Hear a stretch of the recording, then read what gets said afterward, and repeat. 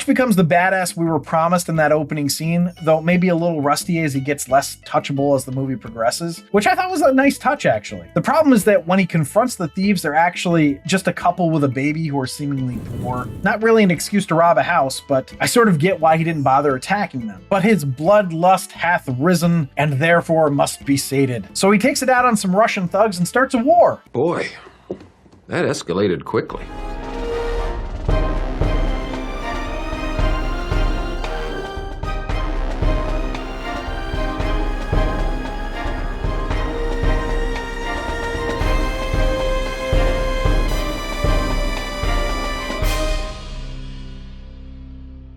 Welcome back to The Rank. I'm John, and today we're going to be ranking Nobody, the action movie starring Bob Odenkirk, written by Derek Kolstad and directed by Ilya Naishuller. If you're enjoying these rankings, or if you just like the idea of getting a review of an action movie based on it being an action movie, please consider subscribing and or following, liking, reviewing. Please put any of your questions, comments, suggestions into the comments, or you can email us at info@therankpodcast.com. And if you super duper like it, consider becoming a patron on our Patreon site at patreon.com/therankpodcast. Now, before I dive into everything here, for any of our new listeners / watchers, the way the show works is I start off with the Potent Notables, which are some interesting facts or tidbits that we found out about the movie. Then we go into the movie overview, or we just sort of talk about the movie. And then we go into the rank, namesake of the show, where I rank the movie in 10 categories. We get a score, and that's how we get the tiers and sort of where all the action movies rank against other action. Now, just so you know, there will be spoilers for this, so if you haven't seen it yet, you should watch it before listening or watching this if you don't want spoilers. What I'm curious about is how will it stand up to Nobody 2? I'll be curious to find out. But let's find out how this one does, starting with the Potent Notables.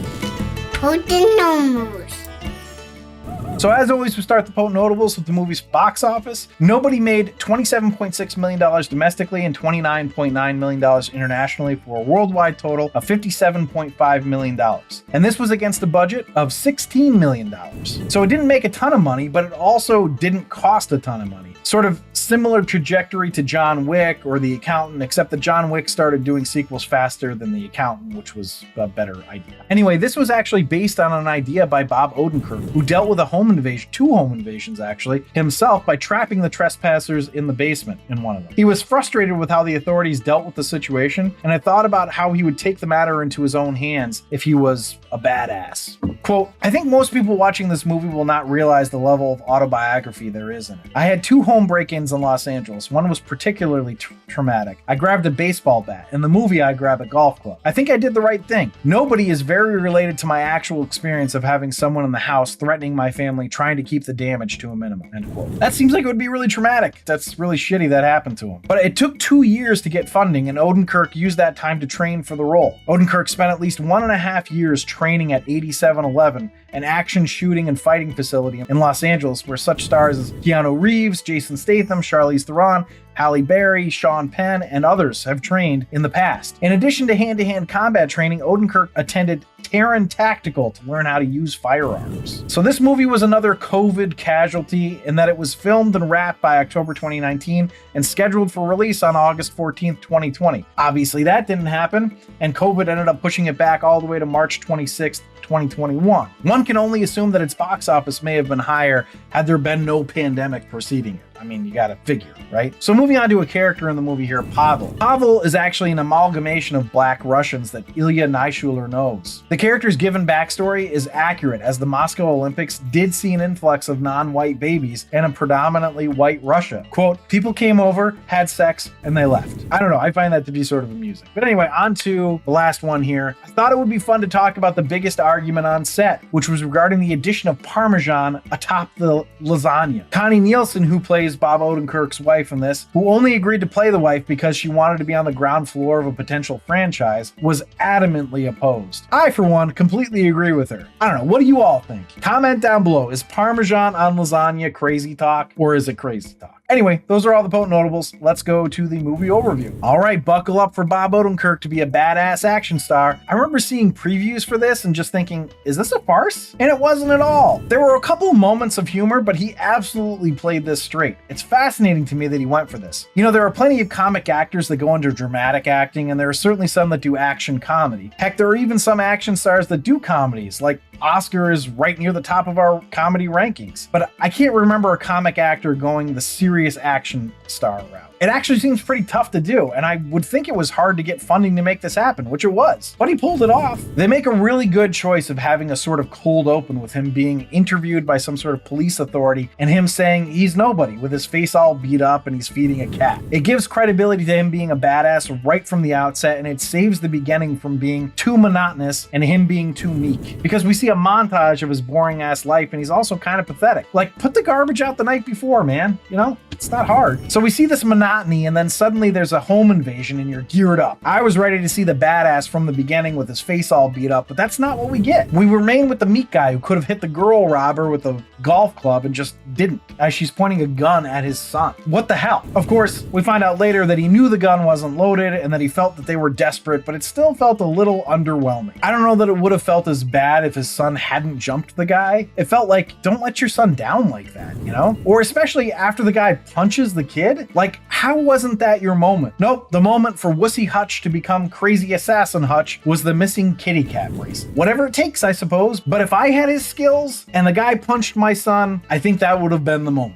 And I certainly don't have those skills, but whatever. Either way though, from this moment forward, the movie is a non-stop action revenge fantasy. Knowing about Odenkirk's history here, it almost feels like some therapy through role play. I'm good with it, I'm just saying. Hutch becomes the badass we were promised in that opening scene, though maybe a little rusty as he gets less touchable as the movie progresses, which I thought was a nice touch actually. The problem is that when he confronts the thieves, they're actually just a couple with a baby who are seemingly poor. Not really an excuse to rob a house, but I sort of get why he didn't bother attacking them. But his bloodlust hath risen and therefore must be sated. So he takes it out on some Russian thugs and starts a war. Boy, that escalated quickly. He ends up essentially killing the brother of a big-time Russian mob boss, and the movie does a good job of showing this guy as a psychopath and potential foil to Hutch. Naturally, Yulian, the crazy mob boss, goes after Hutch, and Hutch sort of has the nerve to be upset that he goes to his home to get him. It seems a little silly, like, of course he went there. That's where you live. By the way, what is with these villains always wanting to take them alive? I get that he wanted to find out why he was going after him and who sent him, because he doesn't know if it's just like a random act of violence or if it's somebody that's going after the old shack or whatever. So I get it. I do. But it still just feel maybe just kill him, you know? Just kill him. But whatever, right? The action scenes are great and Bob Odenkirk is shockingly adept at being an action star. It was a good time. I was genuinely enjoying myself and I looked forward to people not taking the Hutch threat seriously, like so that he would kick their ass. I also wanted him to get his revenge on the people who were dicks to him in the beginning. So the revenge fantasy was relatable. Now the point of this whole thing is to rank it as an action movie, and as an action movie, it's pretty fucking awesome. So let's go to the rank.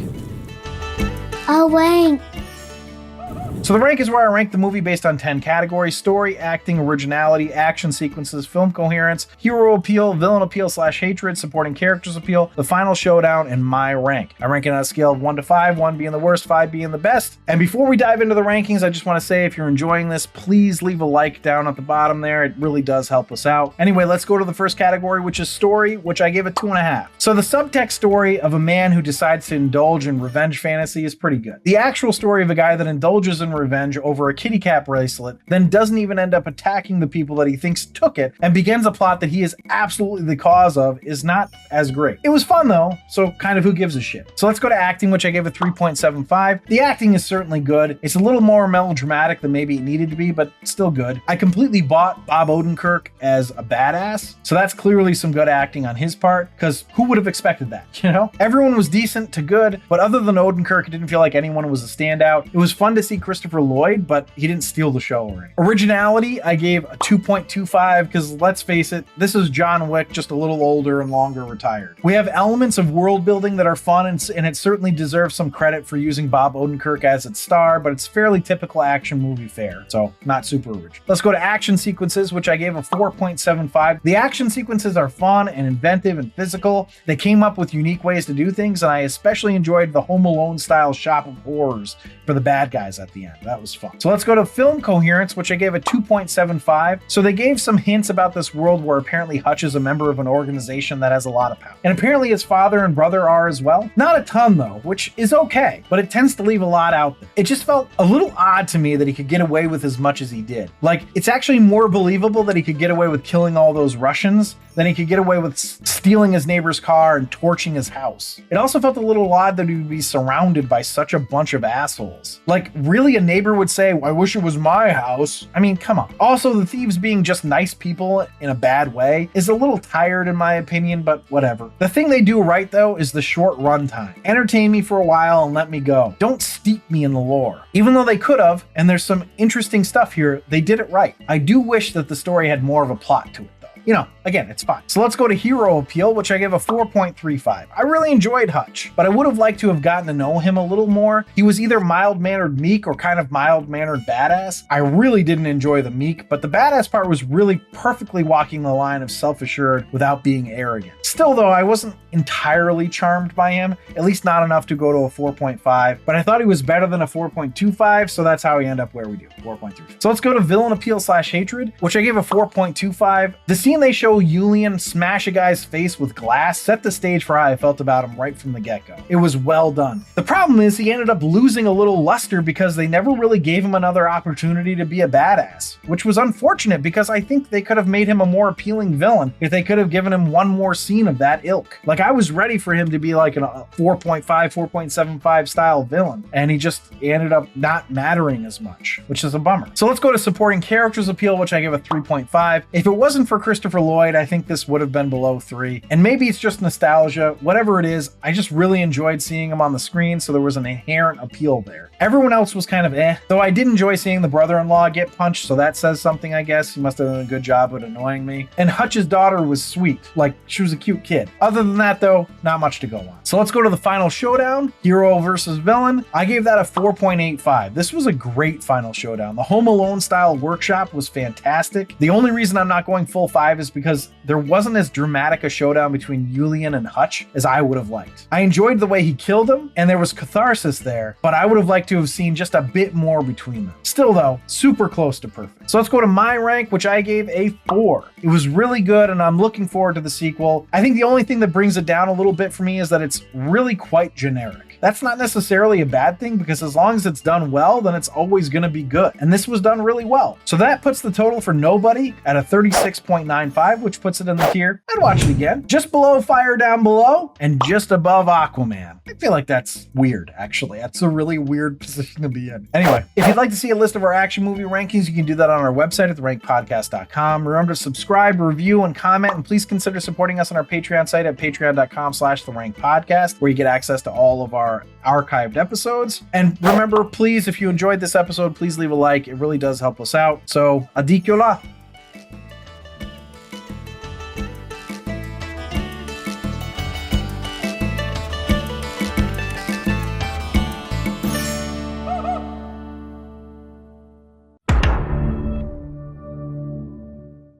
So that puts the total for Nobody. So that puts the total for Nobody.